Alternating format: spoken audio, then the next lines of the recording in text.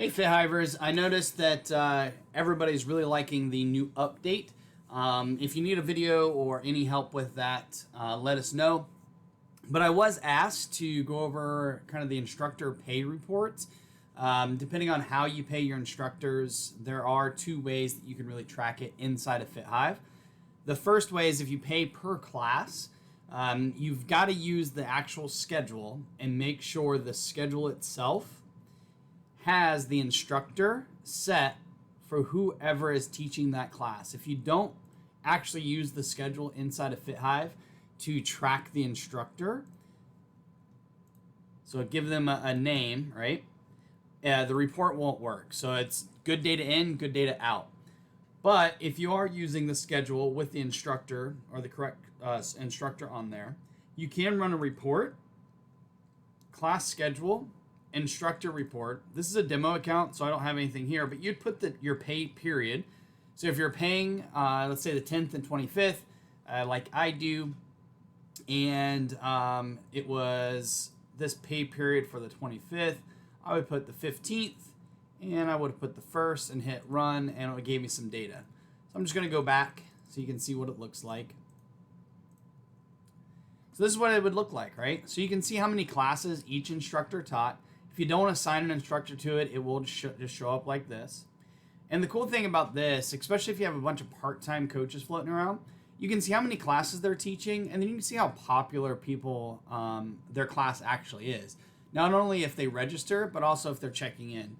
I personally use this report for a couple of different things. One for payroll, because I do pay some coaches by class. However, I also look at see if he's a popular coach, right? Do people actually want to come to that class that they're coaching? If not, if you taught 5 classes, this is me, right? I must not be a very good coach, or I don't have a very good class schedule. But I taught 5 classes, only 5 people registered, and out of those 5 classes, only 1 person actually showed up. Now, the other key thing, if you're going to use this report that way, you got to make sure that your clients are actually registering, and you're actually making them self-check in themselves, or you're having your instructors check them in every single time. You can also use this report if you want to pay additional for how many people actually show up to class. So I know some people pay that way. They pay a small base per class and then an extra $1 to $5 per person that comes to that class.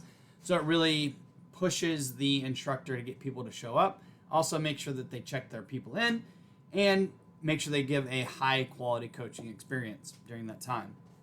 So that's one report. The next report, if you pay hourly, you got to make sure that they're actually clocking in and using the clock in feature. If you don't see that up there in your settings, you can adjust it to actually show the clock in feature.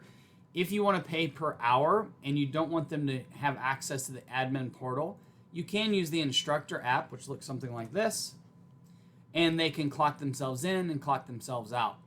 Now, when they go to clock themselves out, it will ask them to make a note, right? 3 classes, or stayed a little longer to clean up after classes, right? So that way, if they stay a little bit longer and they clock out. If they're clocking in and out, you can go to reports, time clock, and then I always use the summary, and I'm just going to go back. Same thing here. You can restrict it to a full week. I personally don't do that because I only pay every bi-monthly, right? So I always take that off, but you can change it to whatever your pay period is. I'm just going to go back kind of far to get some data here, and we're going to hit go. Oh, I'm the only one checking in, right? But this would show everybody. It's totally up to you. I use QuickBooks Full Service Payroll, so I just take the hours worked and put it in, and classes worked, and I put it into QuickBooks and run payroll, and QuickBooks takes care of everything. However, if you are paying like 1099 contractors and you're writing out checks, you can use this where you can put in, whatever their payroll is or hourly rate. So let's just say you're paying them $20. You can calculate it, and that would be a nice check if that really was the case. However, it would break it down so you can see what your total is if there's 3 or 4 people up here. But between those two reports, you can pay per class plus per person that checked in if you wanted to do so, or you can run an hourly payroll report. If you have any questions on that, let me know.